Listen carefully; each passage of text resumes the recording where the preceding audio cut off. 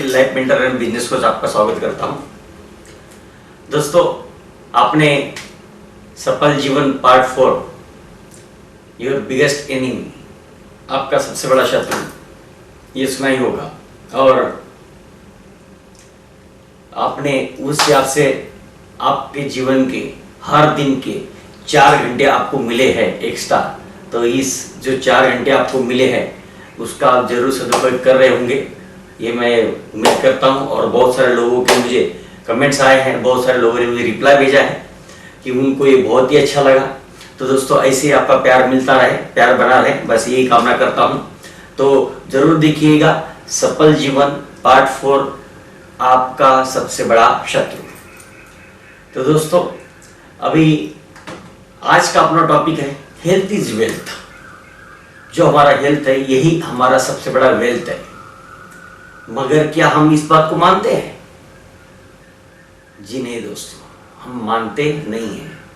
क्यों? क्योंकि ये हेल्थ तो हमें ऐसे ही मिल गया है। इस हेल्थ के लिए हमको कोई कष्ट तो करने पड़े हैं नहीं, तो हम लोग उसको समझ ही नहीं पा रहे कि हमारी हेल्थ कितनी जरूरी है और इतनी वैल्यूएशन क्या है। दोस्तों, मैं आपको जरा एक ब्रीफ में बताना चाहता हूं कि हम छोटी सी मशीन बनाते हैं तो उस मशीन के बनाने का कितना क्रेडिट लेते हैं, मगर ये जो मशीन गॉड ने बना के दी हमें, ये जिस तरह से हमें बनाया गया है, ये जो मशीन इतनी पेचीदा मशीन है, ऐसी मशीन बनाना मतलब कितना मुश्किल है, मैं इसका जरा अंदाजा आपको देता हूं। दोस्तों, अपना ये जो हार्ट होता है, ये हार्ट जो होता है अपना, ये more than 5 million litre blood pump करता है। कितना? More than 500 million litre of blood ये पंप करता है। दोस्तों, अगर हमारा ब्लड जो ट्रैवल होता है पूरी बॉडी में, ऑल वेंस, सभी वेंस के जरिए, सभी नसों के जरिए पूरी बॉडी में जो ब्लड ट्रैवल होता है अपना, वो पूरा ब्लड का जो ड्रॉप ट्रैवल होता है, उसका अगर डिस्टेंस अगर आप देखेंगे तो वो डिस्टेंस है 60,000 किलोमीटर। जी हाँ दोस्तों, इतने वेन्स है अपनी बॉडी के अंदर, जितना चक्कर उसको करना पड़ता है 60,000 किलोमीटर। लिवर की अगर हम बात करते हैं तो liver every day 500 chemicals produce करता है हमारा लिवर। अगर आप कोई भी बड़ी फैक्ट्री लेते हैं, केमिकल फैक्ट्री, तो कितने केमिकल्स प्रोड्यूस होते हैं वहां पे? डाउ केमिकल्स की अगर बात करते हैं हम लोग, तो वहां पे दिन में 20 केमिकल्स प्रोड्यूस होते हैं, मगर ये हमारा जो लिवर है ये 500 केमिकल्स प्रोड्यूस करता है, लगभग डिफरेंट केमिकल्स। हमारी किडनी जो है, किडनी में कितने फिल्टर से पता है आपको? हम फिल्ट्रेशन का पानी जो लेते हैं, कुछ फिल्ट्रेशन कर लेते हैं तो हमको लगता है कि कितना अच्छा वाटर पी रहे, कितना अच्छा प्यूरिफिकेशन हम कर रहे हैं, मगर हमारी किडनी के अंदर 1 लाख फिल्टर्स है। दोस्तों, ऐसा यूनिक बॉडी हमारा बना हुआ है, हर प्राणी का, हर इंसान का बना हुआ है, हर जीवन प्राणी मात्र जो है इस धरती पे, उसका बना हुआ है ये बॉडी। तो ये जो बॉडी हमें, ये जो शरीर मिला है, इसकी हमें कोई वैल्यूएशन ही नहीं है। इतना पेचीदा शरीर है, इतना घर, अगर कोई बनाने को जाए, छोटा सा कोई मशीन हम लोग बना देते हैं तो हम खुद को बहुत बड़े बोलते ना, कितना तरक्की कर लिया है साइंस ने, ऐसी बात करते हैं। दोस्तों, ये फुल बॉडी का अगर आप वैल्यूएशन अगर आप देखते हैं तो ये फुल बॉडी अपने ऑर्गन के साथ में, अगर हम ये समझते हैं कि अज्यूम करते हैं कि 100 ईयर्स तक जिएगा, तो इसकी वैल्यूएशन है $5 ट्रिलियन। How much? $5 ट्रिलियन, मतलब 1 मिनट का 1 करोड़ की वैल्यूएशन है हमारी।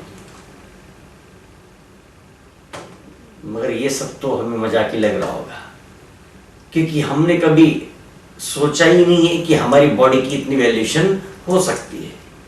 ये हमें अभी पता नहीं चलेगा, ये जब पता चलेगा तब उसको अच्छी तरह से समझ में आता है कि बॉडी की वैल्यूएशन कितनी है। दोस्तों, मैं जरा कुछ चीजें आपको उजागर करना चाहूंगा जरा हम देखते हैं कि हमें बॉडी का केयर क्यों लेना चाहिए, अपने शरीर का केयर क्यों लेना चाहिए, और शरीर को संभालना, और यही सबसे बड़ी हमारी पूंजी है। ये क्यों जरूरी है? क्योंकि अगर बॉडी है तो सब कुछ है। हमारा शरीर अगर सही काम कर रहा है तो सब कुछ है। अगर हमारा शरीर यहाँ साथ नहीं दे रहा है तो हमारे पास जो भी कुछ है उसका कोई महत्व नहीं है। दोस्तों, मैं आपको पूछना चाहता हूं, सपोज हम कोई नई कार खरीदते हैं, कोई नई कार परचेस करके लाए और वो हमने पार्किंग लॉट में खड़ी कर दी, कितना एवरेज देगी? हाँ, बोलोगे क्या एवरेज देगी? बराबर ना। जब आपने उसको इस्तेमाल ही नहीं किया, खड़ी रहने दिया ऐसे ही, तो क्या एवरेज दे पाएगी वो? उसका एवरेज समझ में आएगा? नहीं दोस्तों। द सेम वे, ये जो इतनी वैल्यूएबल बॉडी हमें मिली है, ये तो इतनी फंक्शनलिटी वाली बॉडी हमें मिली है, इसका अगर हम इस्तेमाल ही नहीं करेंगे, इसका अगर हम इसके पुर्दों का, इसके अंदर जो भी मसल्स है, इसके अंदर जो भी ऑर्गन्स है, उनका अगर हम इस्तेमाल ही नहीं करेंगे, उनको अगर मूवमेंट ही नहीं देंगे, तो क्या एवरेज देगा हमारा बॉडी? समझ रहे हैं? अच्छा, फिर ये गाड़ी किस दिन तक अगर हमने गैरेज पार्किंग में रखी, उसके बाद में अगर उसको हम बाहर निकालते हैं, क्या लगता है उसके पार्ट्स का क्या हो रहेगा? क्या पार्ट्स उसके सही से काम करेंगे, या कुछ पार्ट्स उसके डैमेज हुए रहेंगे या नहीं रहेंगे? जी हाँ, डेफिनेटली। हम सब जानते हैं अगर हम उसका इस्तेमाल नहीं करेंगे तो वो पार्ट्स जो है वो डैमेज हो जाएंगे, खराब हो जाएंगे, उनकी फंक्शनैलिटी जो है वो डिस्टर्ब हो जाएगी, या फिर कम हो जाएगी, या फिर निकामी हो जाएंगे। करेक्ट बोल रहा हूं मैं? या फिर मे भी कई बार उसमें से कुछ पार्ट्स हमें रिप्लेस भी करने पड़ेंगे डेफिनेटली। तो सेम ये हमारी बॉडी के साथ भी होता है दोस्तों। अगर हम हमारे ऑर्गन्स को अगर हम मूवमेंट ही नहीं देंगे, अगर हम उसको सही तरीका ही नहीं देंगे, अगर हम उसको इस्तेमाल नहीं करेंगे, तो हमारे पार्ट्स भी खराब होंगे, हमारे पुर्दे भी खराब होंगे। अच्छा, चलो दूसरी बात पूछता हूं आपको। चलो हम कार का इस्तेमाल कर रहे हैं, मतलब अपनी बॉडी का पूरा इस्तेमाल कर रहे हैं, पूरा सही पूरा काम ले रहे हैं उससे। कार का इस्तेमाल आप कर रहे हैं, यूज कर रहे हो, मगर आप उसका सर्विसिंग नहीं कराते हो, तो क्या चांसेस है? तब भी बॉडी पार्ट खराब होने के, मतलब उसके पास खराब होने के चांसेस है। खराब होंगे, वो उस तरह का परफॉर्मेंस नहीं दे पाएंगे, और कुछ टाइम बाद वो खराब होंगे और रिप्लेस भी करने पड़ेंगे। Is it correct?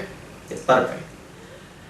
मगर क्या कोई भी हॉस्पिटल, कोई भी गैरेज आपने ऐसा देखा है जहां पे आप ये नई कार लेके गए और उसके जब सर्विसिंग आपने कराया, तो क्या वो नई कार के जैसा परफॉर्मेंस दे सकती है? दे सकेगी? नहीं दे सकेगी। कोई भी गैरेज ऐसा नहीं है जो नया बॉडी का परफॉर्मेंस, नई कार का परफॉर्मेंस दे सकता है।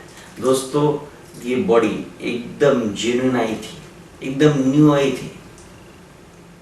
ये बॉडी जो है, जब हमने जन्म लिया, एक brand new car, brand new Avinash Patil आया था।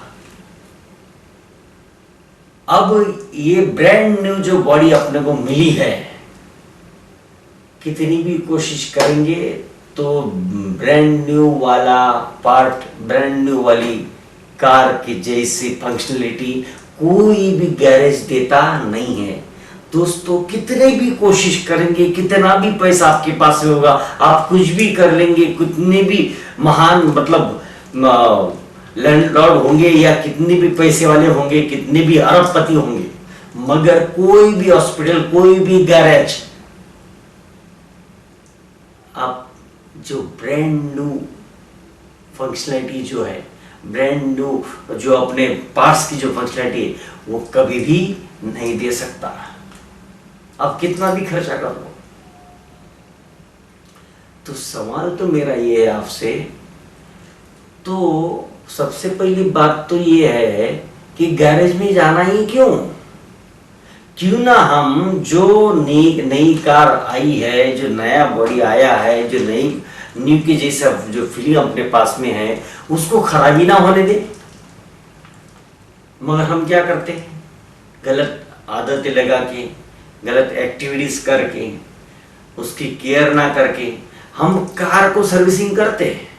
ये हम जानते हैं, कार को 3 महीने बाद, 6 महीने बाद सर्विसिंग करना चाहिए, हम जानते हैं। हम एसी की सर्विसिंग कराते हैं, हम लिफ्ट की सर्विसिंग कराते हैं, हम प्यूरीफायर की सर्विसिंग कराते हैं, ये हम सब जानते हैं। इसके लिए किसी के बोलने की जरूरत भी नहीं है। और दोस्तों, ये जो भी चीजें हम खरीदते हैं, एसी है, कार है, प्यूरीफायर है, लिफ्ट है, या जो भी चीजें हम खरीदते हैं, इन सब चीजों के साथ में एक मैनुअल आता है, एक यूजर मैनुअल आता है, जिसमें बताया जाता है कि इसको इस्तेमाल कैसे करना है,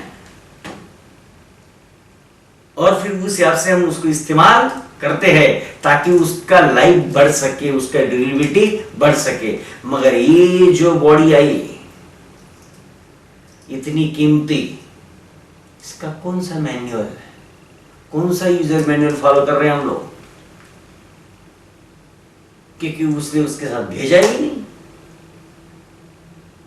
बात पता तो हमें सब कुछ है, मगर हमने ये यूजर मैनुअल को कभी इस्तेमाल किया ही नहीं है।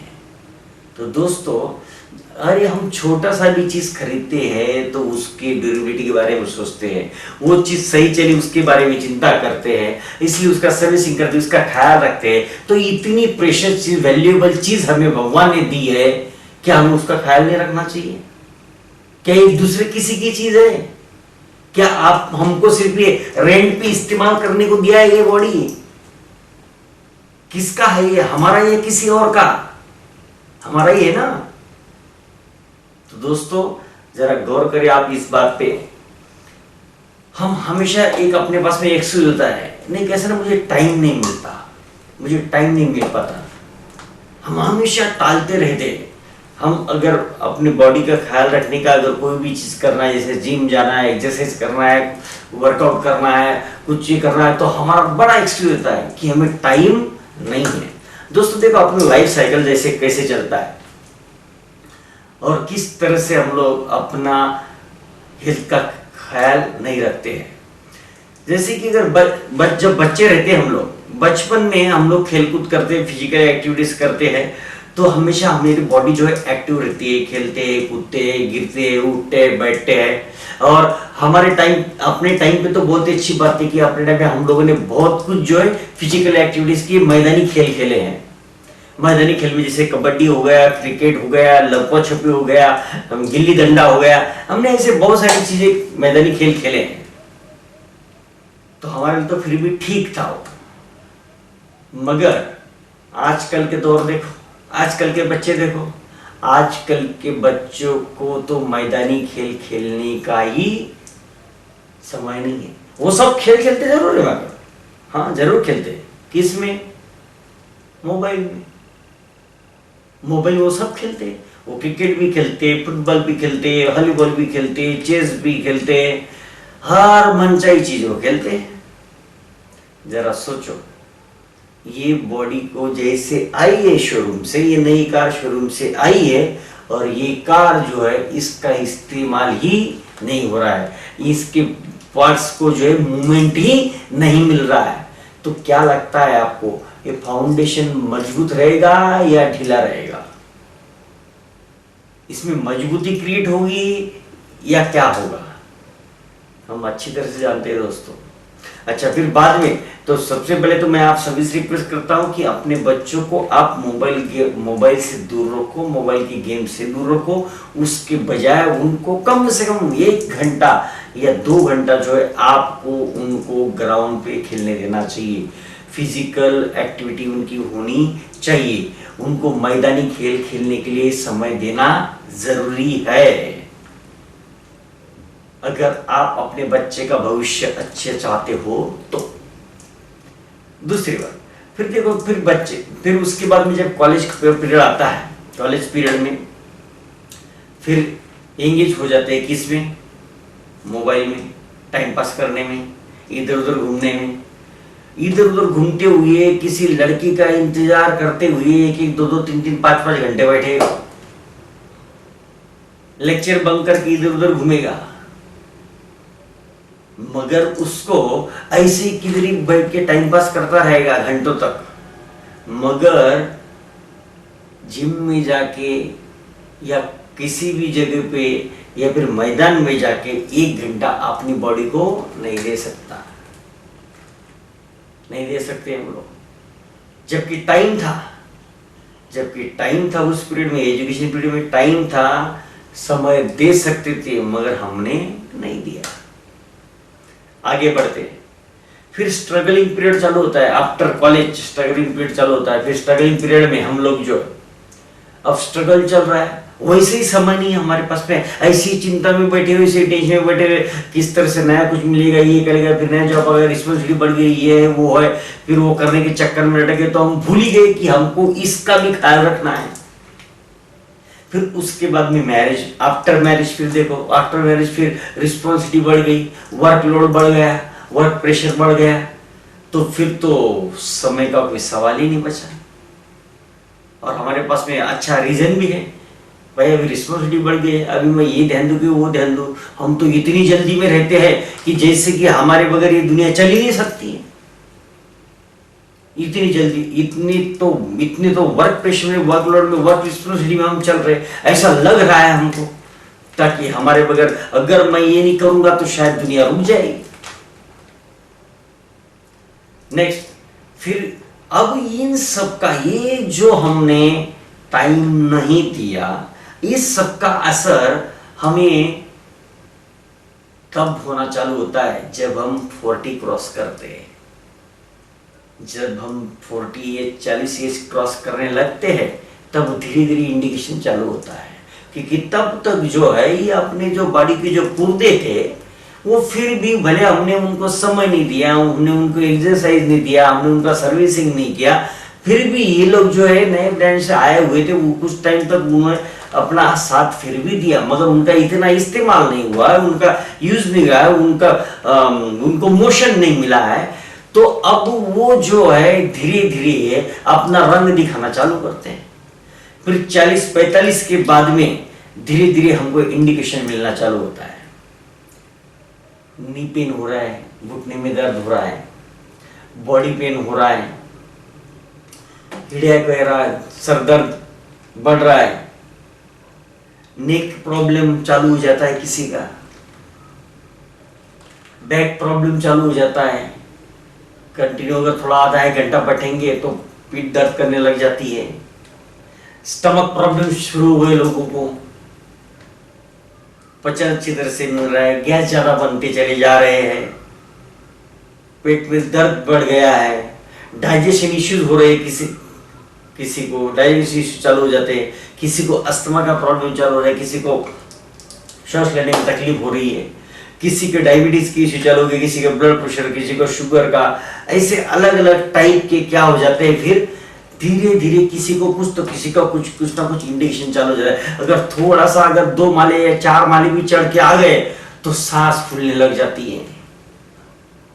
तब समझ में आता है हम कितने पानी में हैं दोस्तों। फिर तब हम क्या करते हैं, फिर डॉक्टर को कंसल्ट करते हैं, उनका हेल्प लेते हैं, उनका सही, फिर उनके ऑब्जर्वेशन में फिर टेम्पररी सॉल्यूशन चालू करते हैं। टेम्पररी फिर कुछ दवाई ले ली, कुछ ये ले ली, ऐसे टेम्पररी सॉल्यूशन। मगर फिर भी हमें अक्ल नहीं आई है कि हमें अपना हेल्थ का, अपने बॉडी का केयर लेना चाहिए।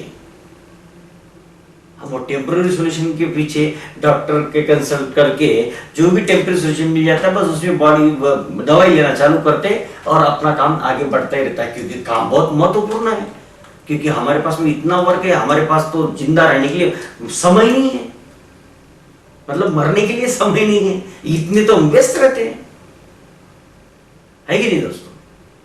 तो हम फिर भी नजरअंदाज कर देते हैं और एक टेम्पररी सॉल्यूशन लेके उसको दबा देते हैं, वो जो प्रॉब्लम थे उनको दबा देते हैं।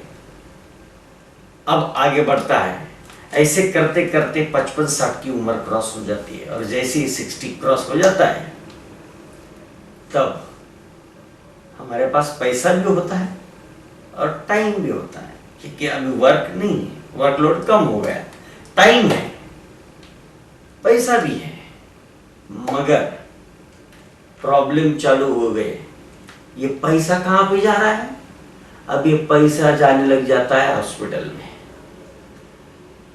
क्योंकि अभी टाइम तो है, कुछ वर्क भी नहीं है, मगर जो तकलीफें शरीर में बढ़ चुकी, जो हमने नजरअंदाज कर दिया था 60 साल तक अपनी बॉडी की केयर को, वो अभी उभर के बाहर निकलना चालू होता है। और ये जो कमाया हुआ पैसा है वो हम देने लग जाते हैं डॉक्टर के पास, डॉक्टर के पास चलना चालू हो जाता है। अब उसके बाद में फिर तब हमें समझ में आता है, यार मेरा थोड़ा हेल्थ की तरफ ध्यान देना चाहिए था। फिर वॉकिंग शुरू करते, जॉगिंग शुरू करते, फिर मॉर्निंग वॉक शुरू होता है, नाइट वॉक शुरू होता है, और खाने में फिर बहुत सारे केयर करना पड़ता है। फिर टेस्टलेस खाना शुरू करते हैं, फिर खाने के साथ में कॉम्प्रोमाइज करना पड़ता है, या फिर एक टाइम का खाना बंद करना पड़ता है। और जब 70 क्रॉस हो जाता है तब सपोर्ट, कुछ लोग तो सपोर्ट सिस्टम पे जिंदा रहते हैं, मतलब बस लेटी हुई है अपने बेड पे और इंतजार कर रहे हैं कि कब उठाएगा। बस दूसरे के भरोसे पे जिंदगी चल रही है, अगर दूसरा कुछ देगा तो कुछ खा पाएंगे, कुछ पी पाएंगे, और जो अंदर जाता है वो भी पछता नहीं है। ऐसी हालत में हम चले जाते हैं और डॉक्टर को पैसा जाता ही रहता है, जाता ही रहता है, जाता ही रहता है, कि उसका तो कोई अंत होता नहीं है। तो मेरा आप लोगों से एक सवाल है, क्या कर रहे हैं, क्यों हुआ ये सब ऐसा? ये जो हम एंड तक ऐसी जो हालत अपनी हो रही है, वो जब वो उम्र आएगी तब समझ में आता है। हम देखते भी है अपने माँ बाप या फिर अपने आजू बाजू में जिन लोगों का एज हो गया, जब वे ऐसी पोजीशन पे आ जाते हैं तब हम भी उनसे दूरियां रखना चालू कर देते हैं। तब हम भी सोचते हैं कि अब देख रहे हैं हम लोग उनकी हालत क्या है, क्या तकलीफ उनको हो रही है, उसके बावजूद भी हम समझते नहीं है कि कितना हम गलत कर रहे हैं अपने शरीर के साथ, अपनी बॉडी के साथ। तो दोस्तों, मैं आपको, और ओल्ड एज में, फिर ओल्ड एज में 55-60 के बाद में कंपलसरी मेडिसिन चालू हो जाती है। 90-95% लोगों को मेडिसिन चालू हो जाती है, कुछ ना कुछ दवाइयां चालू हो जाती है। मतलब अभी आगे की जो भी जिंदगी चल रही है वो दवाइयों पे चलती रहती है। और ज्यादातर तो ये होता है, खाना कम, दवाइयां ज्यादा होती है। मतलब खाने के लिए कम पैसा लगता है और दवाई को उससे कई गुना ज्यादा पैसा तो दवाई को लगता है। और जिंदा भी है तो दवाई के ऊपर जिंदा है, मेडिसिन के ऊपर जिंदा है, डॉक्टर के ऊपर जिंदा है। तो मैं आपको ये पूछना चाहता हूं दोस्तों, आपको ये पूछना चाहता हूं कि आप पैसा किस लिए कमा रहे हैं? किस लिए कमा रहे हैं आप पैसा? डॉक्टरों के लिए, हॉस्पिटल के लिए? सोच के देखो ना जरा एक बार। ये जो हम टाइम नहीं दे पा रहे हैं अपने स्ट्रगल पीरियड में, अपने अर्निंग पीरियड में टाइम नहीं दे पा रहे हैं, किस लिए नहीं दे पा रहे? कि हमारे पास टाइम नहीं, क्योंकि हम लोग इनकम हो रहा है, पैसा कमा रहे हैं, अपने को वर्कलोड बहुत है और वर्कलोड मतलब जितना ज्यादा करेंगे उतना ज्यादा कमाएंगे। मगर किस लिए? जब वो पैसा जाना ही कहाँ पे, हॉस्पिटल में जाना है, मेडिसिन पे जाना, और ऊपर से जो जीवन मिलेगा 60 के बाद, उसमें ना अच्छे से खा पाएंगे, ना जी पाएंगे, ना खुश रह पाएंगे, ना घूम पाएंगे। तो फिर ये पैसा कमा क्यों रहे जब उसको जाना ही है? इससे अच्छा तो मैं आपको बोलता हूं कि आप उतना एक्स्ट्रा पैसा कमाओ ही मत जो डॉक्टर के पास जाने वाला है। उसके बजाय आप अपने शरीर पे ध्यान दो, अपनी बॉडी के ऊपर ध्यान दो। वैसे भी तो वो जाने ही वाला है, तो कमा के फायदा क्या? उसके वजह समय दो अपने बॉडी के लिए, अपनी बॉडी के मेंटेनेंस के लिए समय दो, और उतना पैसा कम कमाओ। क्योंकि वैसे भी आप हमको तो वो इस्तेमाल होना ही नहीं कर पाएंगे उसको, तो वो तो डॉक्टर के लिए कमा के रख रहे हैं हम लोग। तो दोस्तों हमारे टाइम को हेल्थ दो और लिमिटेड पैसे में अच्छी सी जिंदगी जियो। एक्स्ट्रा पैसा कमा की जरूरत ही क्या है फिर। तो दोस्तों हमें अपने एग्जैक्टली उतना ही पैसा कमाओ जो हम इस्तेमाल कर सकेंगे। ये एक्स्ट्रा मनी जो है डॉक्टर के कमाने के लिए अपनी हालत खराब मत करो, मेहनत मत करो। ये पैसा कोई हमारे परिवार को, अपने बच्चों को नहीं जाएगा। दोस्तों हम कई बार सोचते हैं ये हमको समझ में भी आ रहा है। मैं अभी जो बता रहा हूँ तो आप बोलते हैं यार ना, जानते हैं हम लोग भी, हमको भी मालूम है कि मतलब बॉडी का ख्याल रखना चाहिए, मेंटेनेंस करना चाहिए। जैसे हम लोग सर्विसिंग करते हैं वैसे बॉडी को भी डेली डेली कुछ ना कुछ उसके लिए समय देना बहुत जरूरी है, ये हम सब मानते हैं। मगर हम जो है हमारा माइंड सेट उसके लिए कभी रेडी होता नहीं है। जानना और करने में जमीन आसमान का फर्क होता है। जानते सब कुछ, सब लोग जानते हैं कि क्या करने के लिए क्या करना चाहिए। सबको मालूम है कि अगर मुझे हेल्दी रहना है तो उसके लिए क्या करना चाहिए। सबको मालूम है अगर मुझे वेट कम करना है तो क्या करना चाहिए। सबको मालूम है कि मुझे ये करने के लिए ये करना पड़ेगा। मगर हम कितने कर पाते हैं। शुरुआत भी करते हैं मगर वापस कुछ दिन बाद रुक जाते हैं। जिम जाते हैं या एक्सरसाइज शुरू करते हैं, कुछ दिनों तक एक हफ्ता चला या 2-3 दिन चला, एक हफ्ता चला, उसके बाद में 1-2 दिन गैप पड़ गया तो गैप पड़ गया, या कभी कभार 1 महीने तक किए फिर उसके बाद गैप पड़ गया, या फिर उसके बाद गैप ही गैप पड़ते चले गए। देखो हमारा कैसे होता है दोस्तों। आपको याद होगा पुराने जमाने, कुछ साल पहले अगर बात लेते हैं हम लोग, कुछ सालों पहले जो है, जब लोग जो है जिसको करना होता था ना, जिसको अब करना होता था, पहलवान लोग जो रहते थे, जो कुश्ती खेलने वाले जो लोग होते थे, वो जिनको बॉडी के ऊपर ध्यान देना रहता था, वो लोग जो है 5-5, 10-10 किलोमीटर दूर पे वहां पे अखाड़ा होता था। वहां पे जाके भी वो पैदल जाके, साइकिल पे जाके फिर वहां पे वो करते थे। मगर आज का दौर ऐसा नहीं है। आज के दौर में तो जहां हम रहते हैं वहां से हम टाइम की बात कर रहे हैं ना, मगर आज के दौर की अगर बात देखा जाए, इतना दूर जाने की हमको जरूरत ही नहीं है। अब देखेंगे हम, और पहले के जमाने में क्या था, काम सब जो थे मेहनत के थे, शारीरिक काम थे, फिजिकल काम थे, तो नॉर्मली सब लोगों का एग्जर्शन हो ही जाता था, इसलिए ज्यादा ये करने की जरूरत पड़ती नहीं थी। मगर अभी जो है, हम जहां कहीं पे भी हम रहते हैं, अगर आप देखोगे 1 किलोमीटर के रेडियस में आपको कई सारी जिम मिल जाएगी, तो क्या हम 1 किलोमीटर भी जा नहीं सकते? वो छोड़ो, आजकल हम जहां पे रहते हैं अपनी सोसाइटी में जिम रहता है, क्लब हाउस रहता है, फिर भी हम जा नहीं पा रहे पाते उधर। कितनी क्या मेहनत उठानी है, बस भाई लिफ्ट का बटन दबाना है। ऐसा तो नहीं कि चल के सीढ़ियां चढ़ के, सीढ़ियां उतर के जाना, सीढ़ी चढ़ के आना, ऐसा भी है ही नहीं। सिर्फ लिफ्ट का बटन दबाना है, मतलब एक लिफ्ट के बटन का अंतर है जिम में और हमारे अंदर। मगर अपने सोसाइटी में जिम होने के बावजूद भी हम वहां पे नहीं जाते, नीचे ग्राउंड होने के बावजूद भी वहां पे नहीं जाते। गार्डन एरिया है मगर फिर भी हम नहीं जाते। चलो वो भी छोड़ो, उनका क्या, जिनके घर में ट्रेडमिल है, मस्त कपड़े सूख रहे वहां पे, आप बताओ, हेल्दी रहने के लिए रास्तों की कमी नहीं है। हेल्दी रहने के लिए रास्तों की कमी नहीं है। कमी है तो हमारे माइंडसेट की, हमारे सोच की। अरे आप कोई जिम की जरूरत नहीं है, कोई मशीन की जरूरत नहीं है। अगर हम चाहते हैं हम हेल्दी रहे तो उसके लिए हम जहां पे भी, जिस भी वक्त है वहां पे कुछ ना कुछ एक्टिविटी कर सकते हैं। बशर्ते सवाल ये है हमारा माइंडसेट होना चाहिए। तो दोस्तों मैं आपको वही समझाना चाहता हूं कि एक सही माइंडसेट रखो। ये बहुत ही जरूरी है कि हमारे हेल्थ का ख्याल हमें रखना ही पड़ेगा दोस्तों।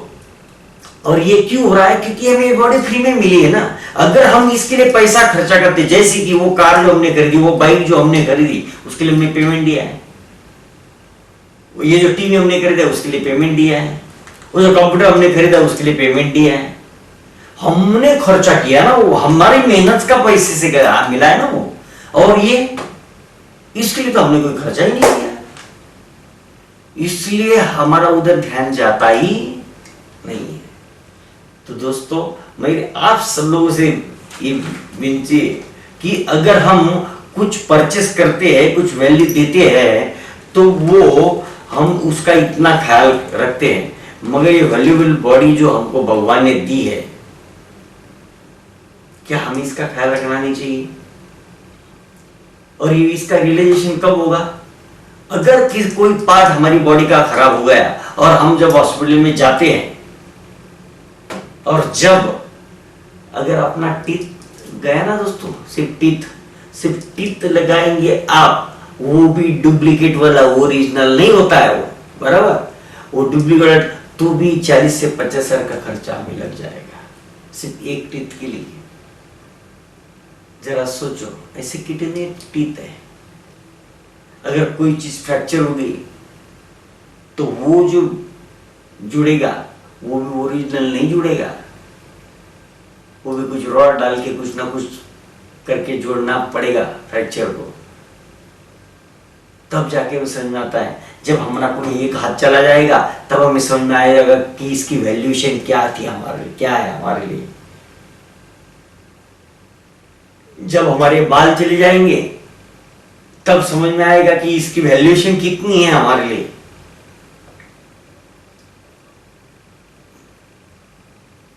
जब हमारे पैर को कुछ लग जाएगा, अगर हमारा पैर कट गया, तब समझ में आएगा कि कितनी वैल्यूएशन है इसकी। तो दोस्तों ये ऐसी नौबत ही क्यों आने देना कि जिससे ये तकलीफें आए। जब हमारा लीवर खराब हो जाएगा तब समझ में आएगा उसकी वैल्यूएशन कितनी है।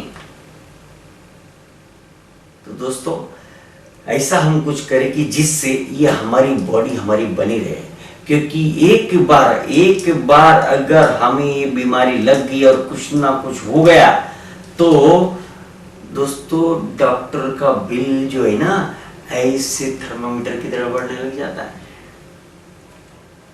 समझे। और हमारी जो सेविंग्स होती है, हमारी जो इनकम होती है, एकदम ड्रेस्टिकली डाउन होना चालू होती है। दोस्तों अगर सर्वे की अगर बात करें कि जब अगर आप बोलते ना कि बोलते ना कि दिवालिया हो गए या फिर इकोनॉमिकल सिस्टम इनबैलेंस हो गया, इकोनॉमी इनबैलेंस हो गई, किसी की परिस्थिति खराब हो गई है या फिर परिस्थिति में तकलीफ आई है, तो उसका सबसे बड़ा रीजन जो है 70% हमारे लाइफ में, हमारे जीवन में फाइनेंस का प्रॉब्लम जो होता है वो 70% रीजन है हेल्थ इश्यूज। ये मैं नहीं बोल रहा हूं, ये जो सर्वे किया है उसी हिसाब से ये इंफॉर्मेशन सामने आएगी। कम से कम 70%, मिनिमम 70% फाइनेंशियल प्रॉब्लम्स का कारण है हेल्थ इश्यूज। क्योंकि घर में अगर किसी को भी अगर हेल्थ इश्यूज अगर आ जाते हैं तो उस परिवार का इकोनॉमी पूरा हिल जाता है, फाइनेंस पूरा हिल जाता है। तो दोस्तों हमारा भी हमें ख्याल रखना पड़ेगा और अपने बच्चों का भी रखना जो बहुत जरूरी है। मैं आपको बताता हूं, for everything you can take servant. आप जीवन में हर चीज के लिए कोई सर्वेंट रख सकते हो। आप पैसा दोगे कोई सर्वेंट रख सकते हो, आपके पास में पैसा है नो डाउट, आप हर चीज के लिए सर्वेंट रखते हो, हर चीज के लिए नौकर रख सकते हो, मगर बीमारी के लिए कोई नौकर आपको नहीं मिलेगा। अगर आपके लिवर में प्रॉब्लम है तो आप ये नहीं बोल सकते हो कि किसी नौकर को बोल के तू मैं तेरे को पैसे देता हूं तो मेरे लिए लिवर का इलाज चाह, मेरे लिए मेरी वजह तू लिवर का इलाज कर, नहीं हो सकता है। अगर आपका हाथ कटना है, आपका हाथ में कुछ प्रॉब्लम आ गया और उसको कटना है, तो आप किसी नौकर को मतलब लाखों और करोड़ देंगे और बोलेंगे तू मेरी जगह पे तू जा हॉस्पिटल में और तेरा हाथ काट, नहीं हो सकता है। आपका ही कटेगा, लिवर आपका ही खराब होगा, फेफड़े आपके ही खराब होंगे। तो क्यों हम इस जीव शरीर को, इस बॉडी को तकलीफ दे रहे? एक तो हम इस तरह का खाना खा रहे हैं जिससे और तकलीफ भी बढ़ेगी, ऊपर से उसका इंजेक्शन नहीं दे रहे, ऊपर से गलत आदतें लगा दी है। तो दोस्तों जरा सोचो, ये वैल्यूएबल चीज हमें जो मिली है इसके बारे में हमें बहुत ही सोचना पड़ेगा, क्योंकि यही एक वेल्थ है जो हमें बिना मांगे भगवान ने दी है, जो हर इंसान को दी है, जो हर इंसान की निजी संपत्ति है, और वो अरबों खरबों में है। तो दोस्तों तो ये आप समझ रहे होंगे कि हमें अपनी बॉडी को ध्यान देना कितना जरूरी है, और उम्मीद करता हूं कि मैं आपको समझा पा रहा हूं, जितना भी मैं समझा पा रहा हूं, मगर इतना तो क्लियर है दोस्तों कि हमें अपनी बॉडी का ख्याल रखना चाहिए। और जिन लोगों ने अभी भी अगर ये फर्स्ट से अभी ये 5th पार्ट चल रहा है, अगर कुछ नहीं सुनी नहीं, तो मैं सबको रिकमेंड करूंगा, जो भी नए हैं उनको रिकमेंड करूंगा कि आप फर्स्ट से जरूर सुने। फर्स्ट वाला जो टॉपिक था अपना तू ही है तेरा भाग्य विधाता, सेकंड टॉपिक था तू एक योद्धा है।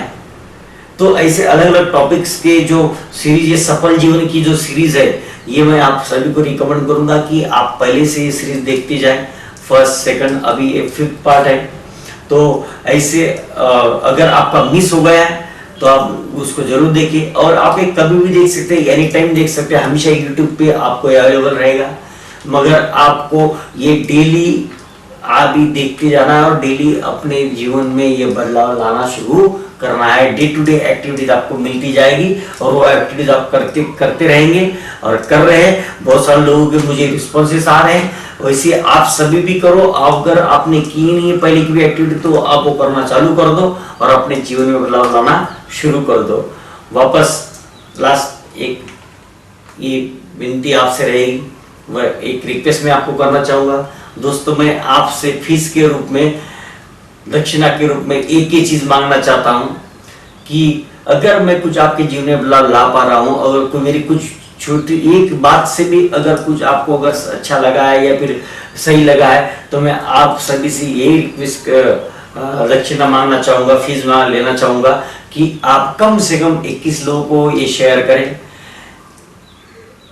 अपने दोस्तों में, अपने फ्रेंड्स में, अपने कलीग्स में, अपने कस्टमर्स में, अपने क्लाइंट्स में, अपने बॉस को, अपने आजू बाजू के लोगों को, अपने समाज के लोगों को, अलग अलग ग्रुप में व्हाट्सएप पे, फेसबुक पे आप फ्रेश करें। कम से कम 21 लोगों को, अगर 210 लोगों को करेंगे तो और अच्छा होगा, अगर 21 लोगों को शेयर करेंगे तो और अच्छा होगा, और 21,000 लोगों को अगर शेयर करेंगे तो और भी अच्छा होगा। उम्मीद करता हूं कि आप ये जो सबसे बड़ा दान होता है, मैं हमेशा आपको बोलता हूँ सबसे श्रेष्ठ दान जो होता है वो दान, किसी को आप एक वक्त का खाना देंगे, किसी को आप कुछ देने के लिए कपड़े देंगे, उससे उसकी कुछ एक टाइम की भूख मिटेगी, कुछ दिन के कपड़ों का टेंशन दूर होगा। मगर अगर हम किसी के जीवन में अगर कुछ बदलाव कर दे, अगर उसके जीवन को खुशहाल बनाने के लिए अगर उसको कुछ रास्ता दिखा दे, या फिर ऐसी चीजों को हम उसके पास में पहुंचा दे, तो ये सबसे बड़ा दान होता है दोस्तों, जो हमेशा के लिए उसके साथ रहेगा, उसके साथ चलेगा।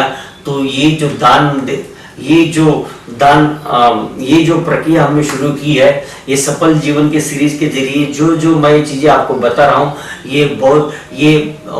मैं चाहता हूं कि आप सब लोगों का साथ मिले, ताकि हम ये जो नॉलेज है, ये जो ज्ञान है, ये सभी के पास में पहुंचाए और ये दान देने का भागीदार बने। दोस्तों नॉलेज जो है वो देने से हमेशा बढ़ता है, और मैं आपसे भी गुजारिश करूंगा कि आप अपने दोस्तों को, अपनी फैमिली के साथ में इसको शेयर करें, आप उनसे बात करें, शेयर करें और आप डिस्कस भी करें, ताकि आप के अंदर जब हम किसी को ये बात बताते हैं तब हम उसको इंप्लीमेंट करने का हमारा कॉन्फिडेंस बढ़ जाता है। तो हमेशा उम्मीद करता हूँ कम से कम 5 लोगों का आप अपने जीवन ये जरूर सुनाएं, बताएं, और कम से कम 21 लोगों को 10-10 लोगों को, 21 लोगों को और 21,000 लोगों को आप डेली शेयर करें। यही आपसे कामना मांगता हूँ दोस्तों। मैं आपका साथ हमेशा मिलता है और ये ज्ञान को आगे बढ़ाने के लिए आप भागीदार बने। बस यही उम्मीद करता हूँ। स्वस्थ रहे, खुशहाल रहे। फिर मिलेंगे कल वापस। थैंक यू दोस्त एंड ऑल द बेस्ट।